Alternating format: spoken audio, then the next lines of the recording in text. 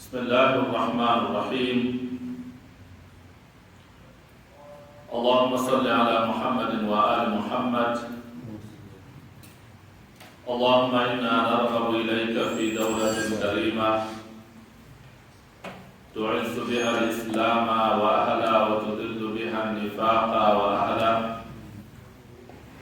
وتجعلنا فيها من الدعاة إلى طاعتك والقادة إلى سبيلك، وترزقنا بها كرامة الدنيا والآخرة. اللهم ما عرفتنا من الحق فحملناه، وما قصرنا عنه فبلغناه. ثم الصلاة والسلام على خير خلقه أجمعين محمد وعلى أهل بيته الطيبين الطاهرين المعصومين المكرمين وأصحابه المنتجبين ومن تبعهم بإحسان إلى يوم الدين، وبعد. السلام عليكم ورحمة الله وبركاته. وعليكم السلام ورحمة الله وبركاته.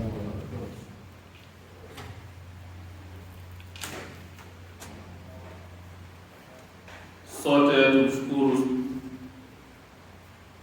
tena Mwenyezi Mungu Subhanahu wa Ta'ala kwa neema zake na kwa fadhila zake na kwa mapenzi yake makubwa kwetu sisi kutufikisha katika siku hii ya leo, si kwa ujanja wetu wala si kwa maarifa yetu, bali ni mapenzi yake yeye Mwenyezi Mungu Subhanahu wa Ta'ala. Ni wangapi waliokuwa wazima jana na juzi, lakini sasa hivi huenda wako mahututi mahospitalini au manyumbani, na huenda wengine pia wamebebwa sasa hivi katika majeneza, wanaenda kuhifadhiwa katika nyumba zao mpya makaburini. Lakini mimi na wewe tukawa tunapumua, na alhamdulillah tukawa tumekaa katika sehemu tukufu, sehemu tulivu, sehemu anayotajwa yeye Mwenyezi Mungu Subhanahu wa Ta'ala, na sehemu anayotajwa mtume wake Muhammadun sallallahu alayhi wa alihi wasallam. Allahumma salli ala Muhammad wa ali Muhammad. Ni wangapi ambao wanaikosa fursa hii, ima kwa matatizo au kwa uvivu au kwa kutokujali au kwa kutokutambua, wameghafilika. Lakini wewe umetekeleza sala ya dhuhuri na alasr, umefanya tasbih, umesoma dua maalumu inayosoma katika mwezi mtukufu wa Ramadhani, na umesoma dua maalumu inayosoma katika siku hii ya leo ambayo ni siku ya Jumapili, na ziara ambayo umeifanya katika siku hii ya leo. Ni neema juu ya neema, sote tuseme alhamdulillah. Na Mwenyezi Mungu atudumishe katika neema hizi duniani na akhera insha Allah. Ni fursa nyingine tena leo, Ramadhani ya siku ya 4 inakimbia, inaenda mbio. na itamalizika, alafu tunabaki tunajuta kwa mengi ambayo tutakuwa hatujanufaika nayo katika mwezi mtukufu wa Ramadhani, kama funga inavyotakiwa, kama sala na ibada mbalimbali, na katika hali nyingine ya kufuturishana. Huenda haya tusiyatilie maanani sana, mwezi ukamalizika tukaanza kutamani na kujuta, lau Ramadhani ingeendelea. Lakini ndiyo masiku ya Mwenyezi Mungu, hayarudi nyuma, yanaenda mbele. Kwa hiyo tuzitumie vizuri fursa hizi. Kila unapopata fursa, kama tulivyozungumza katika darasa zetu zilizopita, tuzitumie vizuri. Mwenyezi Mungu atukubalie funga zetu insha Allah. Inshallah, tukiendelea na darasa zetu katika Surat An-Nabai, na jana tulimaliza katika aya 5 za mwanzo ambazo tulisisitizana sana na tukaambizana sana. Aya hizi Mwenyezi Mungu Subhanahu wa Ta'ala anatukumbusha kwa maneno yake, atiu Allaha wa atiu Rasul wa ulil amri minkum, kumtii Mwenyezi Mungu na kumtii Bwana Mtume sallallahu alayhi wa alihi na kuwatii wenye mamlaka juu yenu.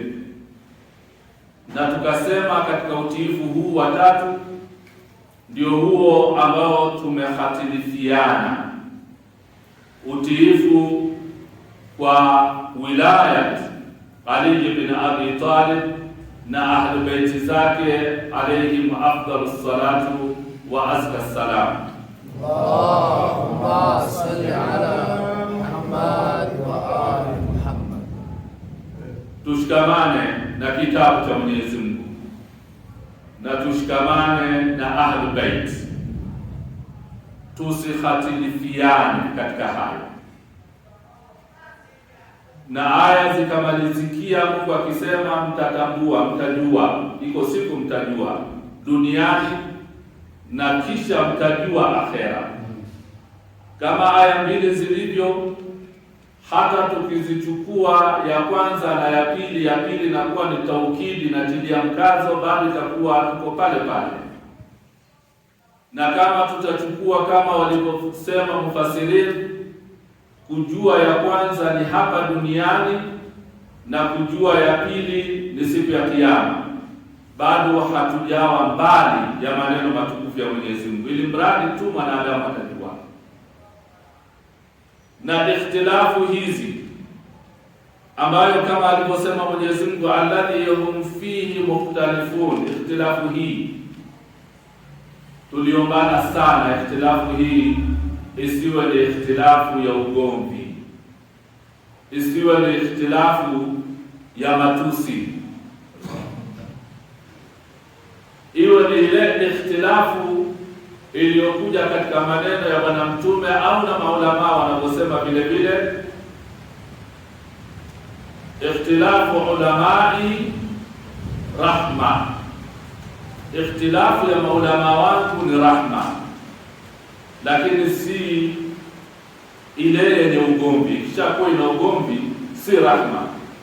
Kwa hiyo hii tuliyokuwa nayo, ikhtilafu tuliyokuwa nayo, sio hii anayezungumza Bwana Mtume na wanayozungumza maulama wetu ya rahma, kwa sababu rahma hakuna matusi, rahma hamna kibri, rahma hamna dhulma, rahma hamna kuoneana. Rahma ni njia iliyonyoka, ni yenye furaha. Hata kama mtatofautiana mawazo, mtatofautiana fikra, mtatofautiana mitazamo, lakini tofauti yenu ndio inaunganisha zaidi badala ya kuwatenganisha.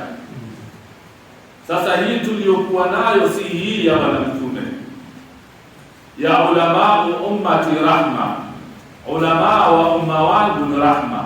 Sasa itakuwaje rahma unamgua mwenzako? Itakuwaje rahma unamtenga mwenzako? Itakuwaje rahma unamchongea mwenzako? Itakuwaje rahma unamnyang'anya haki yake mwenzako? Hiyo si rahma, huo ni uadui. Sasa hatuko katika maneno haya. Ina maana umma wa Bwana Mtume uko mbali na mafunzo aliyokuja nayo Mtume wetu Muhammad sallallahu alayhi wa alihi wasallam. Allahumma salli ala Muhammad wa ali Muhammad. Na ikhtilafu hii yenye chuki haijaanza leo, imeanza toka Adam. Watoto wa Adam wakauana, mmoja akaenda jahannam na mwingine akaenda peponi. Ikhtilafu hii kaja mpaka kwa umma wa Bwana Mtume sallallahu alayhi wa alihi wasallam, kama tulivyozungumza jana, wakatofautiana. Ndio maana kwa kugusia kwenda haraka haraka, mmoja wa waumini alikumbusha, na ndivyo ilivyo. Sikuyazungumza kwa sababu darasa lilikuwa ni refu. Tunaangalia kama hivi tunavyosema wilayatu Ahlul Bait alayhimus salam, unaona hata zama zile Imam Ali alayhi salam akaingia vita, ni ikhtilafu ili uone hakuna rahma. Akaingia vita vinavyoitwa vita vya Jamal. Upande yuko Ali bin Abi Talib alayhi salam, ni ndugu yake Bwana Mtume na ni sahaba na ni khalifa. Na upande wa pili yuko Ummul Mu'minina, mke wa Bwana Mtume Aisha. Vita vinaitwa vita vya Jamal.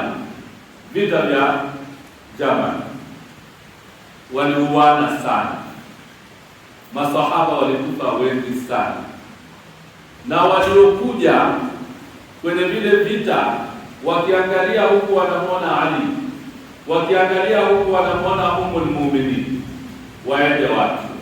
Ndio Imam Ali akatamka maneno, na haya ndiyo vigezo vya maisha. A'rifu al-haqqa ta'rifu ahlahu, itambue kwanza haki, ndio utatambua nani wenye haki. Sio uanze kuwatizama watu ndio uje kwenye haki. Kwanza msingi ni nini? A'rifu al-haqqa. Ina maana hakuna katika haki kutizamana nyuso. Tunapotizamana nyusoni, ndio hapo tunaipoteza haki, ndio hapo tunanyang'anyana, ndio hapo unaweza ukamwonea haya, ukashindwa hata kuzungumza, kuamrisha mema na kukatazana mabaya, ukashindwa kwa sababu tunatizamana usoni. Na Mwenyezi Mungu na mtume wake anatuambia yeye mwenyewe, Bwana Mtume au Mwenyezi Mungu, inna Allaha la yanzuru ila suwarikum wala ila ajsamikum wa innama yanzuru ila qulubikum. Muhammadin wa ali Muhammad sallallahu alaihi wasallam. Kwa siku ya Kiyama Bwana Mtume hatotizama nyuso zenu wala miili yenu. Ulikuwa na sura kiasi gani? Ulikuwa na umbo kiasi gani? Ulikuwa unapendeza kiasi gani? Wewe ni familia ya nani? Ataangalia moyo wako. Ndio hesabu itaenda kwa aina hiyo. Sasa Imam Ali akatupa msingi huu imara, ifahamu haki ndio tawajua watu wenye haki. Sasa leo hii kinyume chake sisi tumegeuza. Unaanza kumtizama mtu, ndio maana ukimwambia mtu bwana haki hii hapa, Bwana Mtume amesema hivi, anakwambia lakini shaka wangu hakunifundisha hivyo, lakini mwalimu wangu hakuniambia haya. Hivi ndivyo ambavyo tunakwenda na maisha, namna yanavyokwenda katika ulimwengu tunatanguliza hivi. Sasa Imam Ali akaeleza haya, kwa sababu watu maswahaba walishindwa wawe wapi. Hivyo ikaenda katika vita vya Siffin na vita vya Naharawani. Imamu Ali ni sahaba, ni khalifa, ni amirul mu'minin. Yeye ni amirul mu'minin. Vita vya Jamal upande wa pili vile vile ni ummul mu'minin, mama wa waumini, na huyu ni kiongozi wa waumini. Lakini vita vilitokea vya Jamal. Haki kwa watu. Imam Ali anatazama akatoa maelezo haya. Kwa hiyo ukija katika vita vya Siffin na vita vya Naharawani vya Imam Ali, hata kadhalika vile vile ni masahaba wamepigana. Huku upande yuko Ali ibn Abi Talib na huku upande wa pili yuko Muawiya ibn Abi Sufyan. Muawiya alisilimu katika Fathu Makkah, ni sahaba, na aliyokuwa nao pia idadi ya miaka hiyo ni kifo cha Bwana Mtume, sio miaka mingi, na maana bado vita hivi ni karibia masahaba watupu wamepigana. Yatosha tu kuwa huku ni amirul mu'minin Ali, ni khalifa, uwe umemfanya wa kwanza au umemfanya wa nne, lakini khalifa. Na huku vile vile ni Muawiya, na yeye amebeba kundi kubwa la masahaba. Vita vikapigana, na ndipo hapa nukta muhimu hii ambayo pia nilikumbushwa, vikatokea kundi ambalo linaitwa Khawarij, ambalo hili kundi leo hii Waislamu kwa ajili ya kuendeleza ikhtilafu yenye chuki, ikhtilafu yenye ugomvi, ikhtilafu ambayo haitaki kutambua haki, sisi Mashia tukaitwa sisi ndio Makhawarij, na watu wakatushambulia ni Makhawarij. Kumbe Makhawarij walianzia kwa kina nani? Makhawarij walitokea kwenye vita vile, huku Imam Ali na huku nani? Muawiya ibn Abi Sufyan. Kwa hiyo Makhawarij walikuwa ni kule masahaba. Sasa kwa sababu watu hata akisoma hataki kuielewa haki, arifu la haki taarifu, maneno haya Imam Ali ya kuwa arifu la haki taarifu ahlahu, hakutaka kuifahamu. Ndio leo hii sisi ukamkuta mtu anatokwa na mapovu katika membari, anatoa hutuba, anatuambia sisi ndio Makhawarij. Kumbe Makhawarij walitokea kwenye vita hivyo vya wenyewe kwa wenyewe, Imam Ali na Muawiya ibn Abi Sufyan.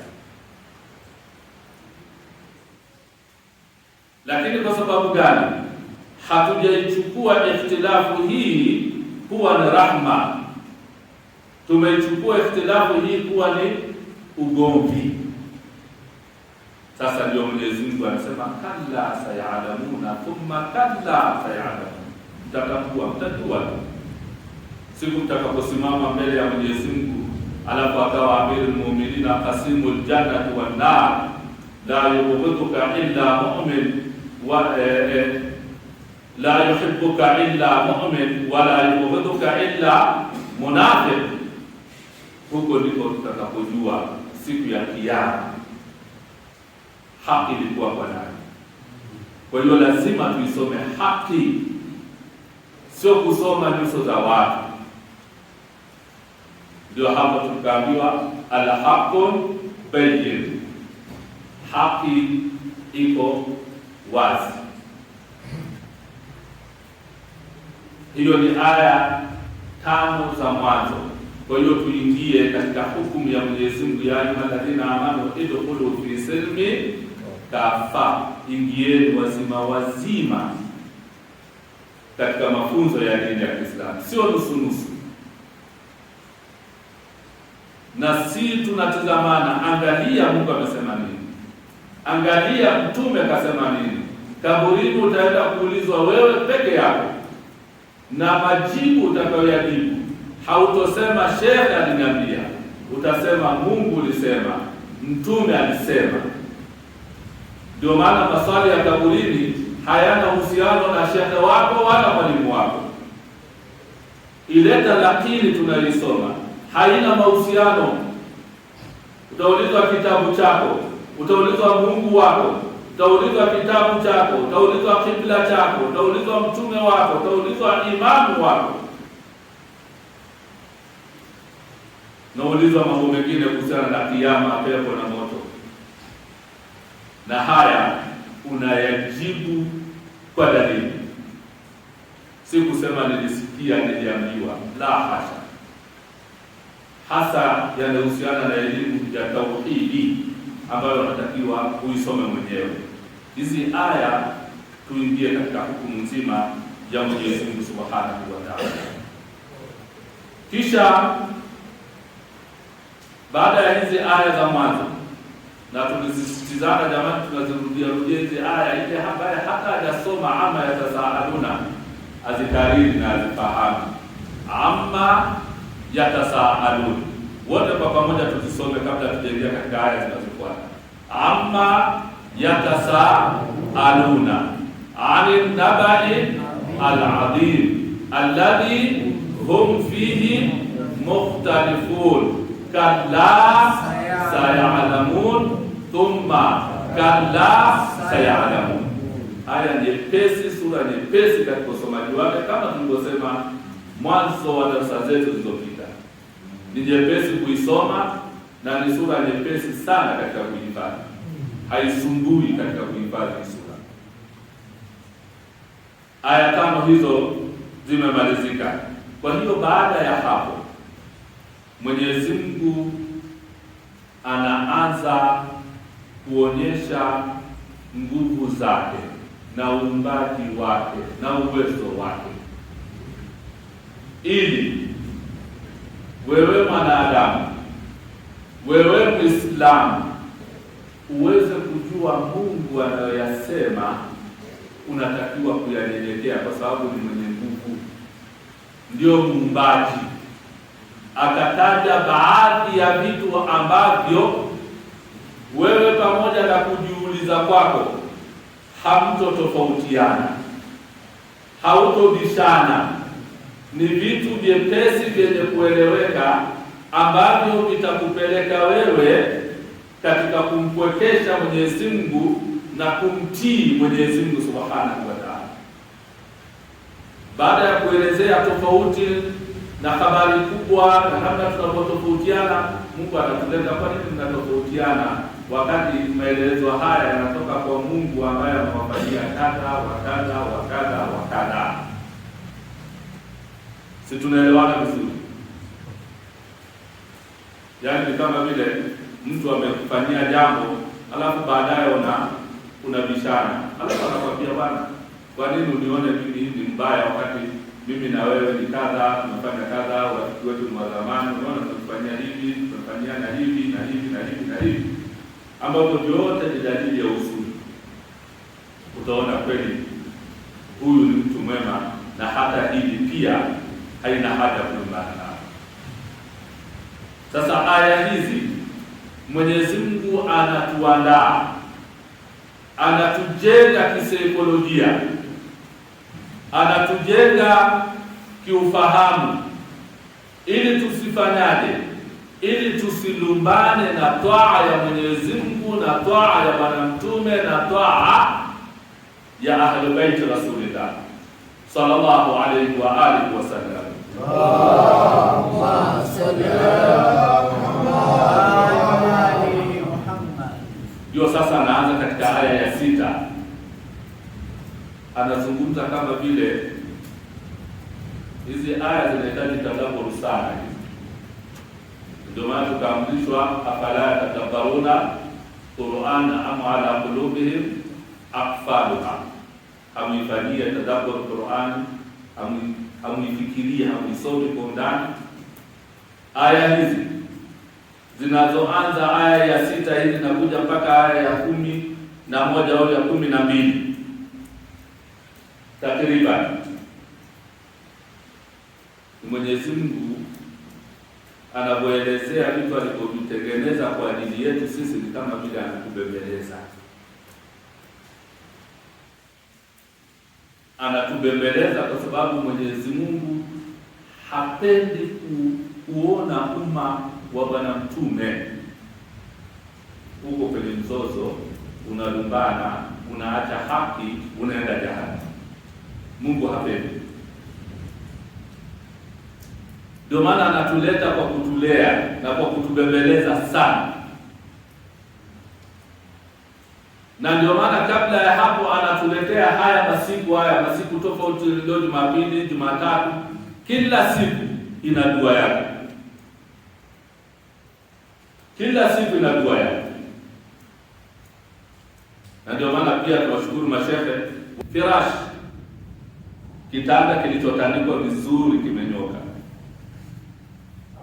sio kile kitanda ambacho hakijatandikwa. Mungu anasema tumeitandika ardhi, kama ambavyo unapolala asubuhi unatandika kitanda kimenyooka. Wewe mwenyewe ukiingia umetandika kitanda kimekaa vizuri, kimenyooka, kinapendeza, shuka safi, kinavutia, mpaka hata wakati mwingine unaogopa hata kukikalia kwa namna kilivyokaa vizuri. Na vijana mko hapa hamtandiki vitanda vyenu. Ndio maana ikawa katika kutandika, kwa uzuri ule wa kutandika kitanda firash, kwa uzuri ule wa kutandika, mama anapotandika kitanda alicholalia yeye na mumewe, kadiri anavyokitandika, angalieni maneno haya ni maneno ya dini ya Kiislamu. Kadiri anavyokitandika kinavyonyoka, lile shuka linavyonyoka na namna linavyopendeza, hadithi ya Bwana Mtume inasema ndivyo ambavyo Mwenyezi Mungu anamtengenezea maisha mazuri yaliyonyooka mama huyo. Maisha yake yanakuwa yametandikwa, yamenyooka, na yanakuwa ni meupe, hayana mawingu au uchafu. Ndio maana maneno mengine ya maulama kusema tandikeni vitanda vyenu kila siku mashuka mapya, yaani mashuka mengine, sio kile ulicholalia. Sijui kama mama wanayaweza haya, hata kuletea visingizio, na sio visingizio, huenda ndio kweli. Kufua ni kazi na nini, mambo chungu mzima, shughuli ni nyingi, sina muda. Sasa wanaposhindwa kutengeneza haya, ndio unawakuta matatizo ni mengi zaidi kwenye familia, na hasa kwa kina mama. Matatizo ni mengi, hayaishi, mitihani ni mingi, kwa sababu usafi wa kwanza wa mama unaanzia hapa kwa nyumbani anapokitandika. Ndio Qur'ani inazungumza wala ardha farashnaha, kisha ikasema fa ni'mal almahidun. Neema hiyo ni neema kwa tandiko lile, neema kwa tandiko lile. Almahiduna ndio hiyo ni tandiko. Tandiko lile linakuwa ni neema kwa mama. Sio hivyo tu, akitandika akaosha na vyombo ambavyo labda mumewe amekunywa chai, kikombe au sahani, akaiosha. Kadri anavyoiosha kinavyokuwa kisafi, kama kilivyokuwa kisafi kitanda chake, na yeye ndivyo anaposafishwa na machafu na madhambi, anasafishwa namna hiyo na Mwenyezi Mungu Subhanahu wa Ta'ala.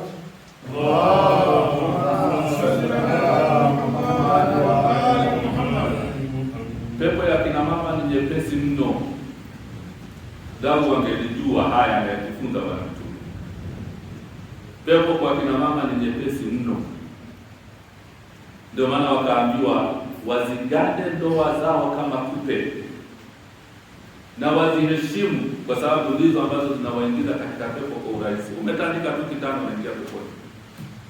Umeosha sahani ya mumewe, umeosha kikombe, kijiko alichotumia, achilia mbali umemosha mikono amekula au kabla ya kula, vitu ambavyo vimetoweka. Ndio maana unaweza kuona maisha misukosuko ya hapa na pale haviishi, kwa sababu tumeachana na sunna na mafunzo ya mtume wetu Muhammad sallallahu alayhi wa alihi wasallam. Allahumma salli ala Muhammad wa ali.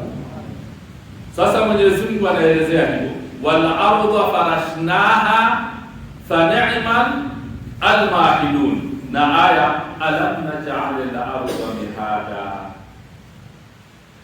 hatujawajalieni kuwa ardhi hii ni tandiko, ni sehemu salama ya maisha, sio sehemu ya umwagaji damu,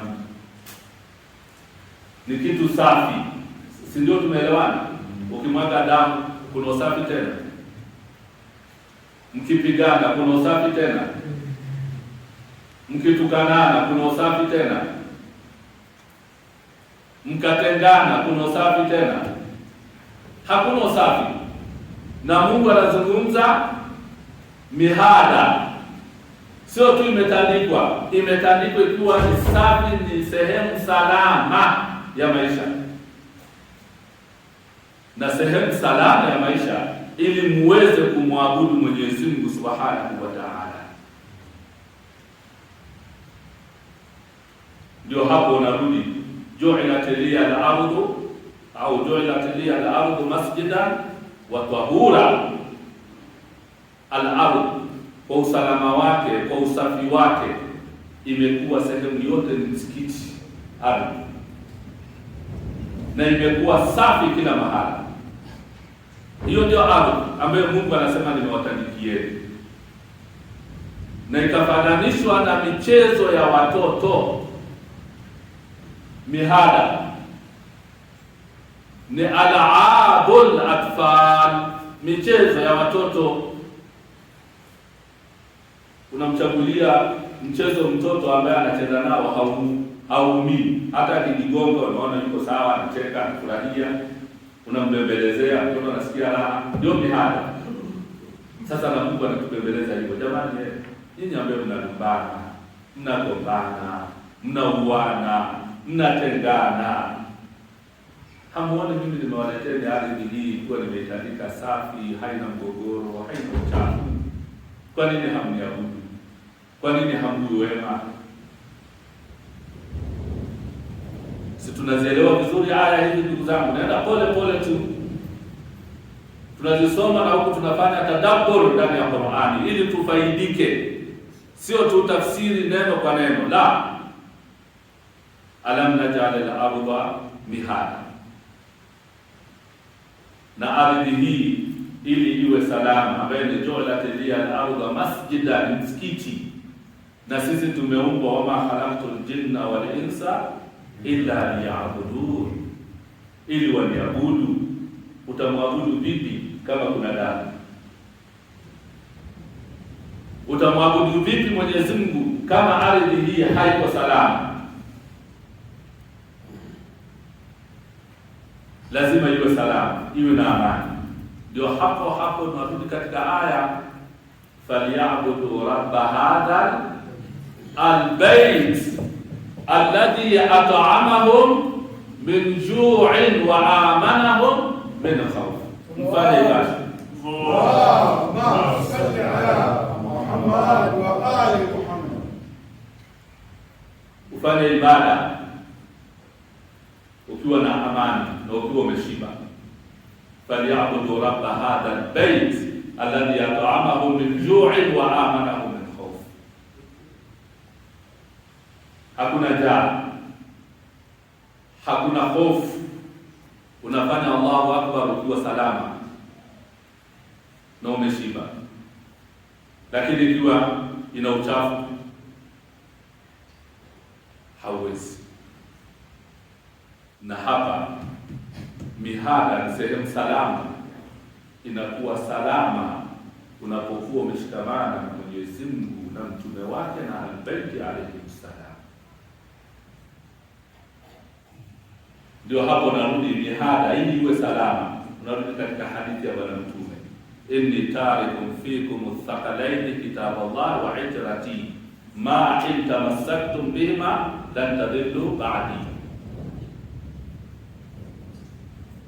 na ardhi hii ili iwe salama, kwa maneno ya Bwana Mtume sallallahu alayhi wa alihi wasallam, Allahumma salli ala Muhammad wa ala Muhammad, ma khalatil ardu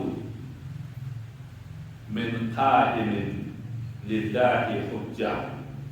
Allahu akbar. Angalieni ilaka ya maneno haya, ma khalatil ardu min qa'imin lillahi bihujja. Ni hadithi ya Bwana Mtume na iko kwa Waislamu wote. Ardhi ya Mwenyezi Mungu hii toka Adam mpaka siku ya Kiyama haitokosa kiongozi maasumu, awe hadhiran, tunamuona hivi tunamuona, au mafichoni, lakini lazima awe katika ardhi. Ndiye anaifanya ardhi inakuwa mihada, sehemu salama, kwa sababu mkitofautiana mnarudi kwake. Faidha tanaza'tum fi shay'in farudduhu ila Allahi wa rasuli, na maneno mengine warasikhuna fil ilm, waliobobea rejesheni kwa Mwenyezi Mungu na mtume wake. Warasikhuna fil ilm, waliobobea katika elimu. Mnamaliza ikhtilafu hiyo, ndio hapo tarudi kwenye maneno ya ikhtilafu ulamai rahma. Lakini tunapowaacha hawa hakuna rahma. Si tunauana kila siku, si ni ugomvi kila siku. Haya yanayotokea Mashariki ya Kati ni nini kule? Yanayotokea Palestina na vitisho vingine vinavyotokea ulimwenguni, si ni kwa sababu tunatofautiana? Ima tunaweza tukatofautiana katika uchumi, biashara tu inatutoa roho. Siasa tu ya uongozi, nani awe kiongozi, inatutoa roho, na tukachinjana na tukatengana. Sasa usalama wake ni kuwepo ma khalatil ardh min qa'imin lillahi bihujja, kuwepo na kiongozi kutoka kwa Mwenyezi Mungu maasum, ambayo mambo yetu kila tunapotofautiana tunamrejelea yeye, anatutatulia. Ndio hii aya inavyotueleza, na hii Mwenyezi Mungu anaonyesha hikma katika uumbaji wake. Ardhi imetulia, tukiona kuna mauchafu ni yale ambayo tunayatengeneza kwa mikono yetu, bima kasabati aydin nas, ni sisi, na kwa sababu hatutaki kufuata uongozi sahihi, ndio hapo naona hili linatokea, hili linatokea, hili linatokea. Ardhi ambayo ni ya kwetu na ni sehemu salama, mpaka inafika mtu anatamani afe, na mwingine anatamani ahame pale, aondoke aende sehemu nyingine, na kule unakwenda nayo unaweza kukuta mambo ni yale yale, haijawa salama.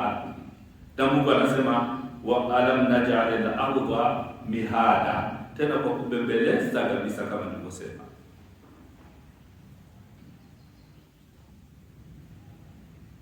Ardhi si sehemu ya ugomvi, na unapoizungumzia ardhi hii lazima uambatanishe usalama wake na walioumbiwa. Sote tunasoma katika hadithi al-Qisa, na hii ni muhimu. Mwenyezi Mungu akisema ma khalaqtu al-aflaki ma khalaqtu samaa wal ardi wa ma kadha wa kadha kadha illa liajlikum wa mahabbatikum, sikuumba mbingu na ardhi na ulimwengu wote isipokuwa kwa mapenzi yenu.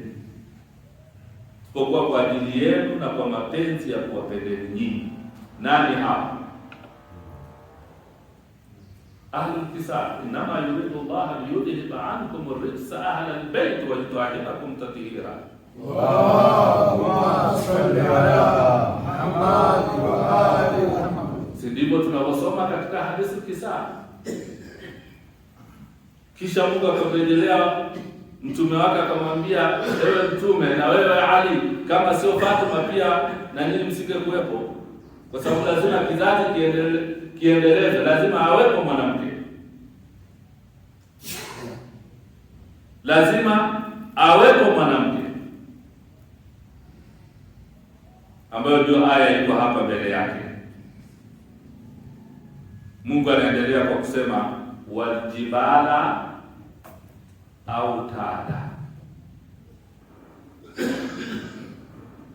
na nimejalia milima hii kuwa ni vigingi, ni misumari. Hii au tada kwa lugha ya zamani kabisa ni misumari. Waljibala au tada. Hizi aya napozisoma soma hivi nilisema tuwe na sisi tunasoma soma ili tuzikariri, ili ziweze kuingia katika vifua vyetu na katika akili zetu inshallah. Bihaqi Muhammad wa ali Muhammad. Allahumma salli ala Muhammad wa ali Muhammad. Sasa ardhi hii ili iweze kutulia, isiwayumbishe, isiwe kama baharini, isiwe ni mawimbi namna hii, lisiwe ni godoro ambalo ukilalia ukiamka unauma na bavu, unauma na mgongo, unauma na kiuno. Sio godoro imara, linaponyea.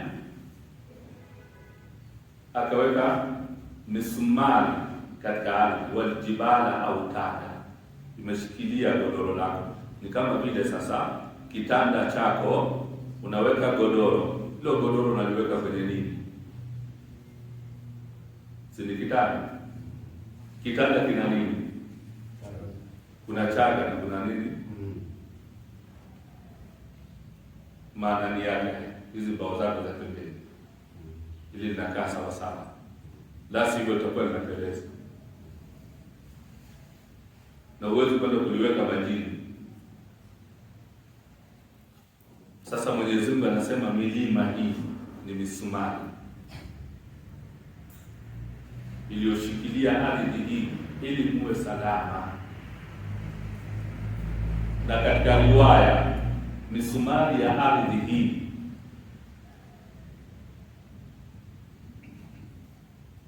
ni kuwepo kwa zama hizi, ni kuwepo kwa Imam al-Mahdi ajalallahu ta'ala farajahu sharif.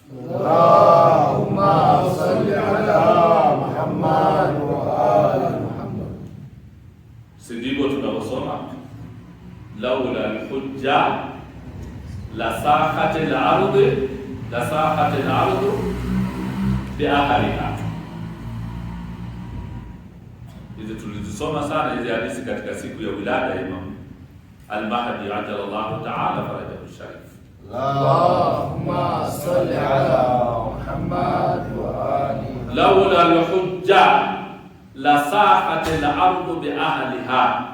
Lau asingekuwa kuwepo kwa imamu maasum, ardhi ingezama, ingedidimia, ingepotea. Kuwepo kwake ni msumari ulioshikilia hii ardhi na milima. Sio mnasoma hata ndani ya Qur'ani. Lau Mwenyezi Mungu angeiweka tu hii Qur'ani tu kwenye mlima, ingekuwaje? Lau anzalna hadha al-Qur'an ala jabalin laraitahu khashi'an mutasaddian min khashyatillah, ungeyeyuka. Yaani mlima unakuwa kama barafu ikiwekwa tu hii Qur'ani tu yake, ambayo Qur'ani hii kwa tafsiri zake, kwa taawili zake, kwa maana zake zote kama alivyosema Bwana Mtume, aya ina matumbo 70. Aya ina matumbo 70, ni mengi mno. Hakuna alim ambaye amefikisha hata matumbo 7 au 10. Haya 70 yote kwa maasumina alayhi salam. Kwa Imam Ali, allamani Rasulullah alfababin min al-ilm, milango 1000. Hahuna al-ilmun jamma, elimu iliyoko kule matumbo 70. Yani aya hii si mimi hapa nasoma tu tafsiri moja, akija imamu anatoa tafsiri 70, ni nyingi mno. Ziko wapi hata ukifikiria hapo utashindwa hata kuzielewa zitatoka wapi. Ndio matumbo inaenda ndani sana Qur'an. Ni kubwa mno. Maneno ya Mwenyezi Mungu. Unafikiri mimi tu binadamu wa kawaida si maasum, mwenye hiyo ujuzi wa kawaida namna hii, unaweza kutafsiri maneno ya Mwenyezi Mungu namna ilivyo kabisa mpaka mwisho? Ukajisifu ukasema hakuna mwingine kama mimi? Haiwezekani. Kwa sababu matumbo yake ni makubwa, ni marefu. Sasa yako kwa nani haya? Yako kwa imamu maasum, kama ilivyokuwa kwa Bwana Mtume, yakahamishiwa kwa imamu alayhi afdalu salatu wassalam. Allahumma salli ala Muhammad wa ali. Ndio aliyebeba Qur'an. Ndio maana tunaambiwa siku atakapodhihiri imamu, ile tu namna atakapoisoma, usomaji wake tu hivi, sisi tutashangaa, tutaona ni kama vile Qur'an mpya. Tafsiri atakapoitoa tunaona ni kama ametoa tafsiri mpya. Ibada zake atakazozifanya utaziona ni kama mpya. Na kwa nini tushangae hayo ya Imam al-Hujja alayhi salam? Imam Ridha tu alipoongoza sala ya Eid kwenye zama zake, mavazi aliyovaa, akatoka bila viatu, anatembea kwenye mchanga, takbira aliyoipiga mpaka mtawala wa wakati ule akaona kama ikulu yake inatingishika hivi, inazama kwa takbira aliyoipiga Imam mwenyewe. Allah huko anatembea kwa miguu, anaenda kwenye uwanja wa kuswalisha sala hii. Takbira ile ikaingia katika nyumba za watu, kila mmoja anaisikia, wakakimbia wote kwenda kuongozana na imamu. Hakuna aliyobaki nyumbani. Kila mmoja anasema hivi ndivyo alivyokuwa anafanya Bwana Mtume. Hii ndio sala ya Bwana Mtume.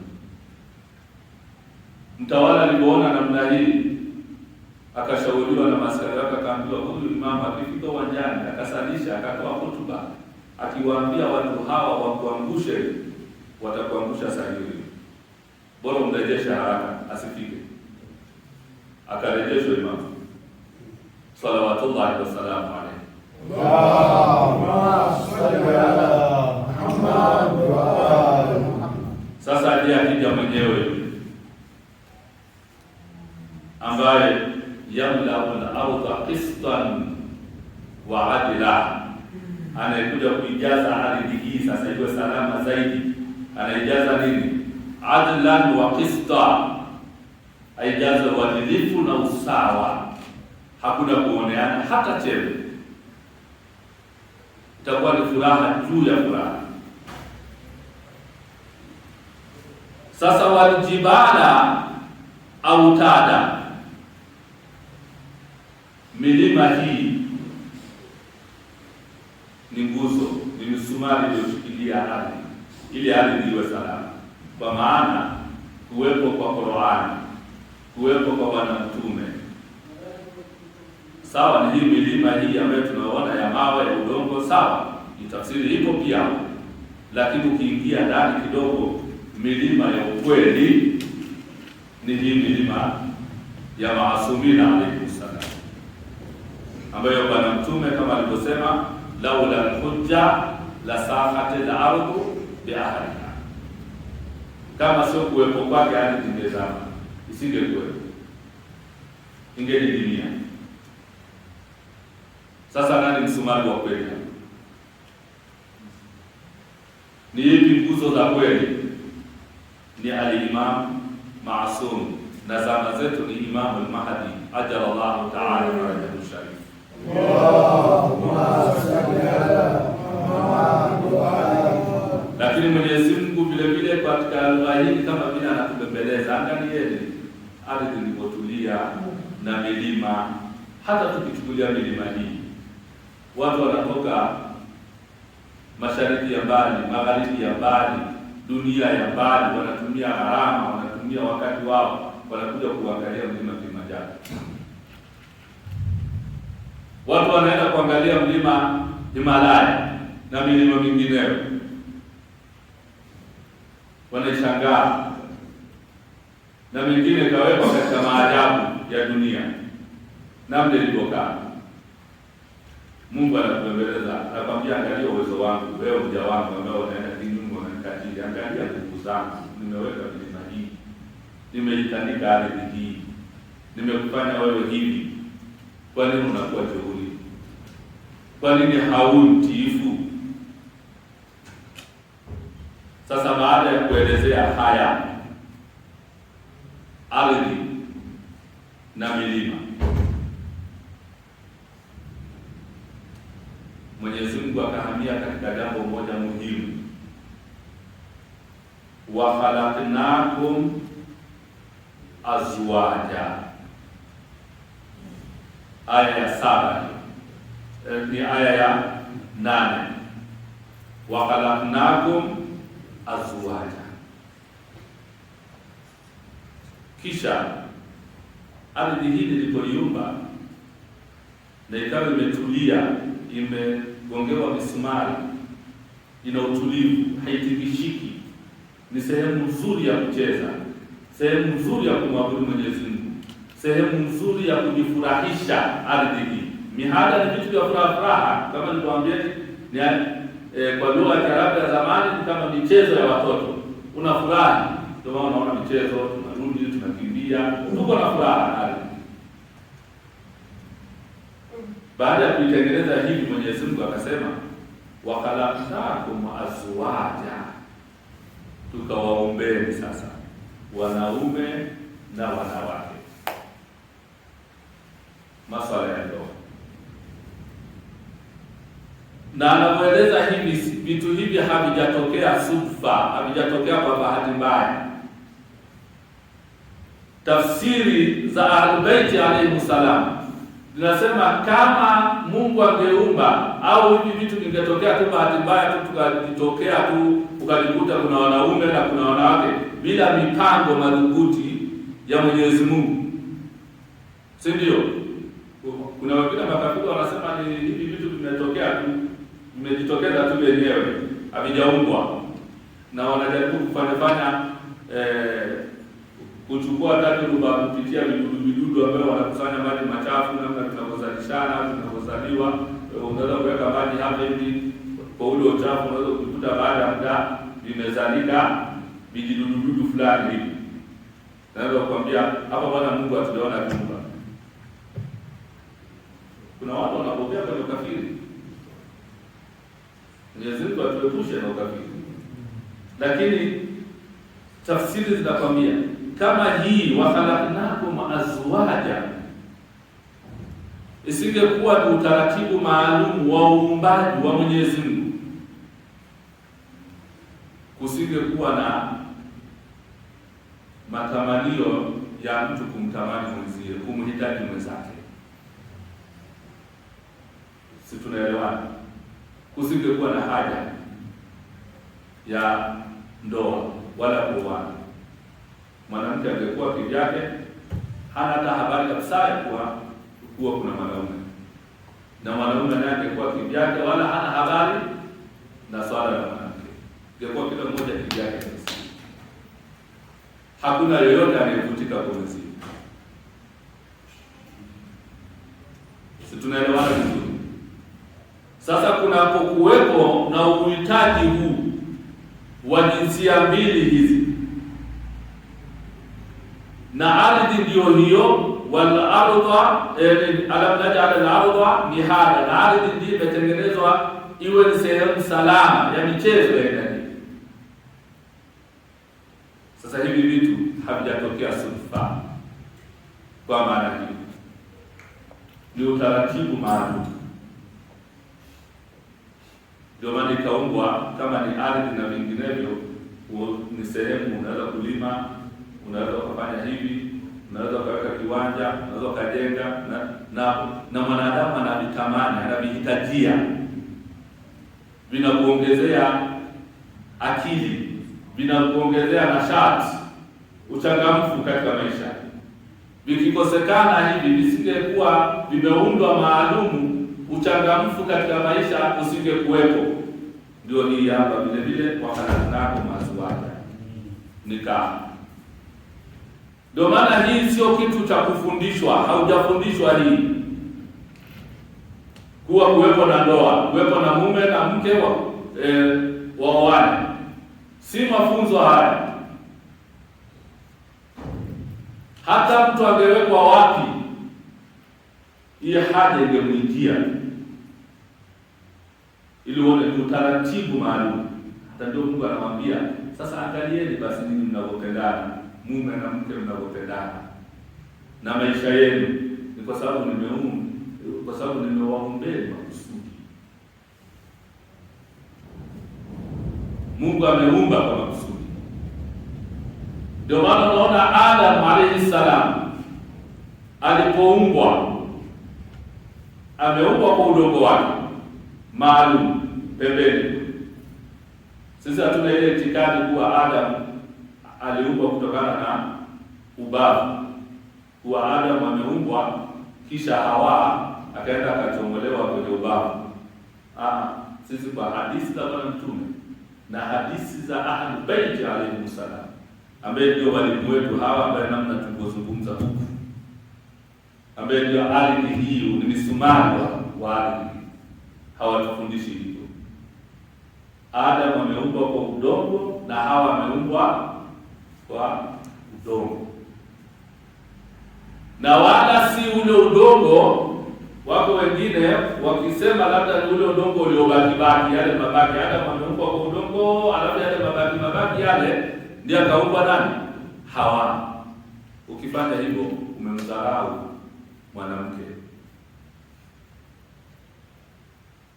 umemwangusha mwanamke, umeangusha heshima ya mwanamke. Na ndivyo walipokuwa zamani, walipokuwa wakiangusha heshima ya mwanamke. Ndio maana alikuwa akiuliwa mtoto wa kike. Na ulimwengu hata huu leo, namna ambavyo bado unamdondosha mwanamke, japokuwa wanakuja na ndoa ya kusema haki za wanawake zimekuwa ni nyingi mno. Mtu akitaka kutajirika haraka anaanzisha sakosi yako, anaanzisha sakosi yake au NGO yake ya kutetea wanawake, anatajirika haraka. Zinaanzishwa nyingi mno, watetezi, lakini wanawadetimiza wanawake. Uislamu umemnyanyua mwanamke, wala hahitaji kupiganiwa na mtu. Tayari Mungu ameshamweka hapa, na mwanamume yuko hapa, wako sababu. Haina haja kuandaa taasisi, sakosi vingi, NGO chungu mzima kwa ajili hiyo, na vyote vinamdidimiza mwanamke, havimpi heshima mwanamke. Ndio maana tukasema angalieni heshima mwanamke tu hivi, akatandika tu kitanda, akapika tu hivi, akaosha tu chombo, yeye anaenda peponi. Mume akamuita tu fulani, akaitika, yeye ni peponi. Akaingia katika ndoa hii ambayo naelezea hapa, akaingia tu kwenye ndoa, akipata ujauzito tu, ule uchungu anaupata wa kujifungua, kadiri anapojifungua na ujauzito ule, anakuwa kama mtoto yule aliyemzaa, hana tone hata moja la dhambi. Hadithi ya Bwana Mtume sallallahu alayhi wa alihi wasallam. Allahumma salli ala Muhammad. Sasa wale wanatetea haki za wanawake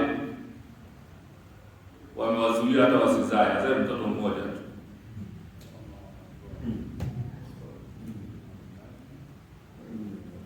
Mmoja tu.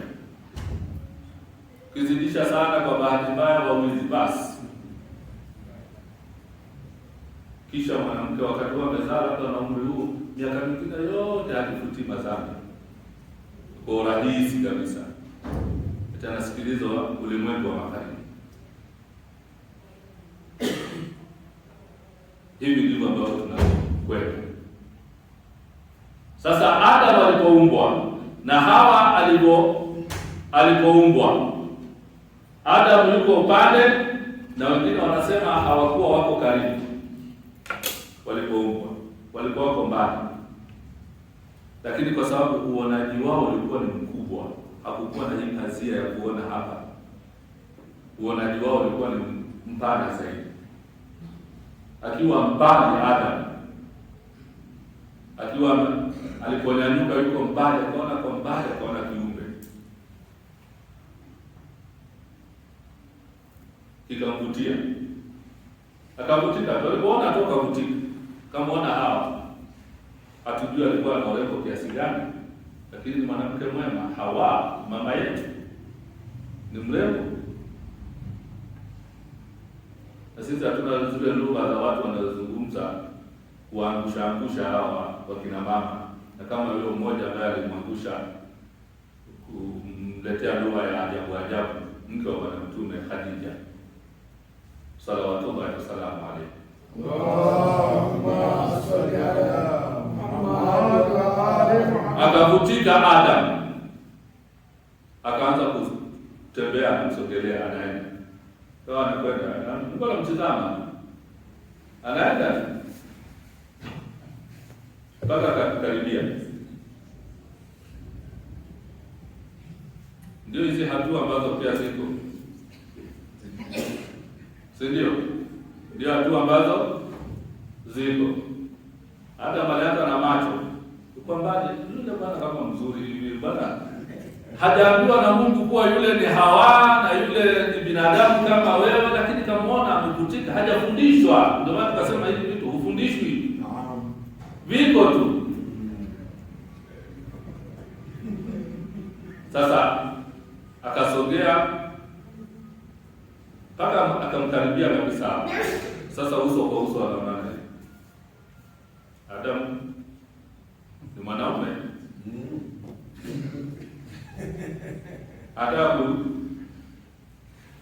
kunyosha mkono, kaambia na Mungu, la, sio halali yako mpaka umuone.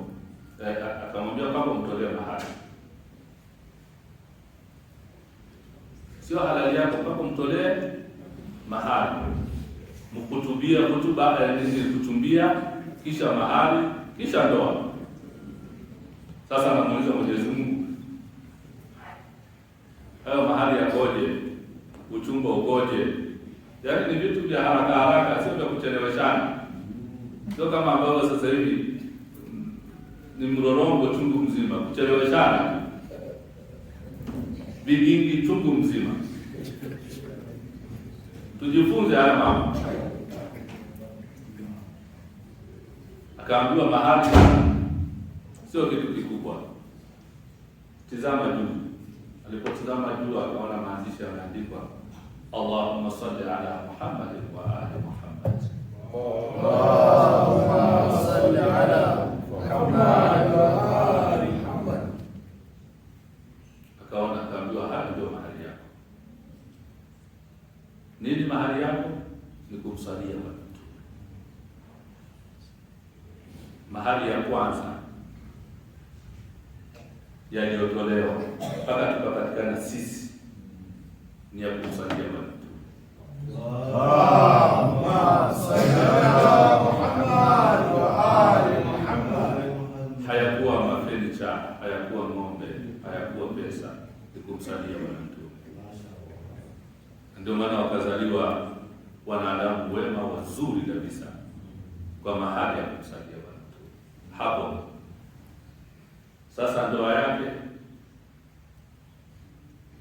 ilihudhuriwa na wema malaika, chini ya yule ambaye alikataa kuambiwa isjudu li Adam, Ibilisi. Ilihudhuriwa na malaika harusi. Ndio maana tukaambiwa na tuitikie wito wa harusi. Na walipambwa Adam na Hawa. Hivi tunavyopambana hivi, tunampamba bibi harusi, bwana harusi anapambika, sio bidaa. Ndio furaha yenyewe ilianzia huko. Ndoa yake, hutuba yake ni kumhimidi Mwenyezi Mungu na kumsalia Bwana Mtume. Allahumma salli ala Muhammad wa ali Muhammad. Wakaoana muda mfupi sana, hatujui muda gani, lakini muda mfupi sana. Sasa ikiwa tu Adam na Hawa kukaa peponi, baadhi ya riwaya tunasema ni masaa 6.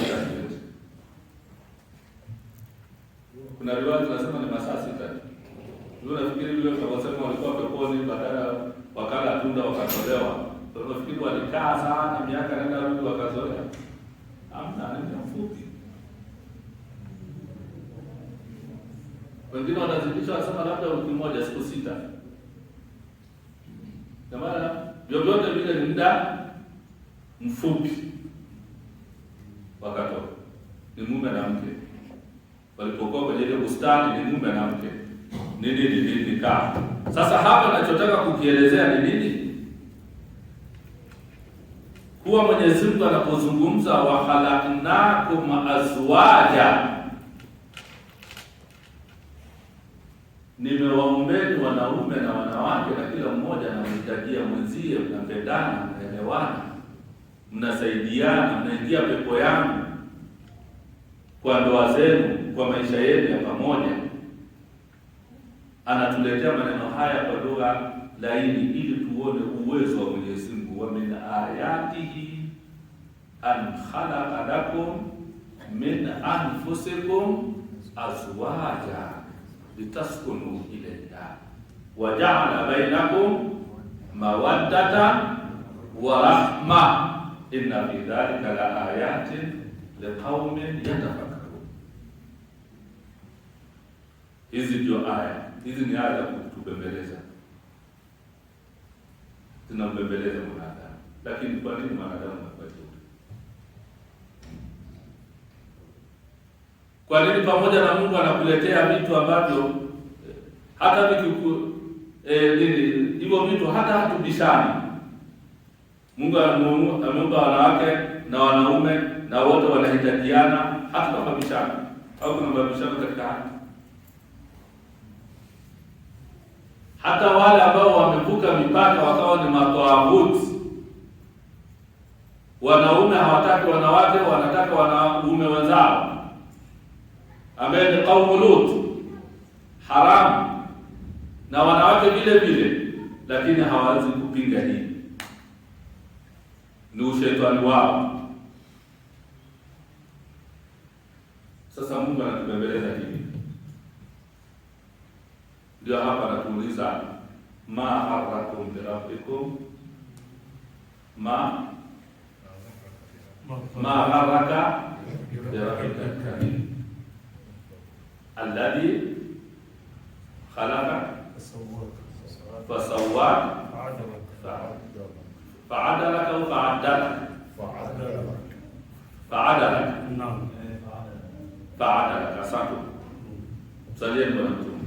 Allahumma salli ala Muhammad wa ali Muhammad. Ma harraka bi rabbika al-karim. Nini kinachokufanya uwe na kiburi kwa Mola wako? Mungu ambaye amekupa una hamna hii dunia, ndio ile wala ardha alam naj'al al-ardha mihada. Una hamna ardhi hii, unakimbia mashariki, unatafuta maisha yako, unasikia raha, ukipata hela unasikia raha, ukila unasikia raha, ukienda ukatoa madini unasikia raha. Hata sasa hivi hapo ukiambiwa ufe unakataa, unaipenda hii ardhi.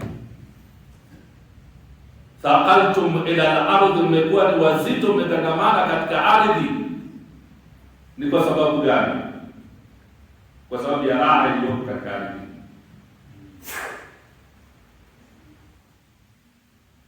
Ni wachache sana ambaye anakata tamaa na ardhi hii. na ukimkuta wa aina hiyo ameathirika sana kisaikolojia, ana matatizo mengi, ndio yule anajiua, ndio yule anasema bora nife, ana matatizo, anatakiwa kutibiwa kule. Lakini wengi wetu tunakimbizana hapa, ukiambiwa kufa hatuko tayari. Lao ingekuwa inakuja kwa hiari, waambiwa chague, hakuna mtu atachagua kufa. Hata kama tunatakiwa kuna pepo kubwa, kuna hivi, kwa sababu tu hujawahi kuiona, huwezi kukubali. Tunasikia raha na dunia hii. Sasa Mungu anatuambia raha hii mnaipata kwenye hii dunia tu sana. Viumbe vyangu nilivyowaumba, mahala katika karimu. Kwa nini uwe na kiburi na Mola wako? Unalima, unafanya biashara, umeoa, una watoto. Ukipata mtoto unafurahi. Zuyina linnasi hubbu shahawati min an-nisaa, na nini inaendelea? Walbanina walqantara, na nini, pesa, watoto wake. Unasikia raha na dunia yote. Ndio Mungu anatuelezea tubembeleza hapa. Hizi aya ni za kutubembeleza mno. Baada ya kuelezea mambo mazito mwanzo, andaba inahamu.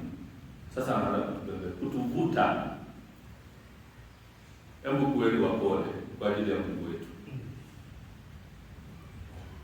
Hebu kuweni na rahma baina yenu. Kuweni wasikivu kwa ajili ya Mungu. Kisha hizi aya zingine ambazo Mungu anaendelea kutubembeleza, kama nilivyosema, aya takriban 11. Tutaishia hii aya ya 8 ambayo wa khalaqnakum azwaja. Tutaishia hapa, na kesho tutaendelea katika mbembelezo mwingine wa aina yake. Waja'alna naumakum subata waja'alna al-layla libasa waja'alna an-nahara ma'asha wa banayna fawqakum sab'an shidada. Ni raha juu ya raha, ni raha juu ya raha. Lakini fungua moyo wako, haya yaingie kwenye moyo wako. Fungua moyo wako, yaone ya Mwenyezi Mungu Subhanahu wa Ta'ala aliyotuletea tupate raha na dunia hii. Tusiumizane kwenye ulimwengu, tusitesane katika ulimwengu. Mwenyezi Mungu atuonyeshe haki kuwa ni haki, tufuate, na tuonyeshe batili kuwa ni batili, tuweze kuiacha. Wa sallallahu ala Muhammadin wa ahli baitihi tayyibin at-tahirin. Wassalamu alaykum wa rahmatullahi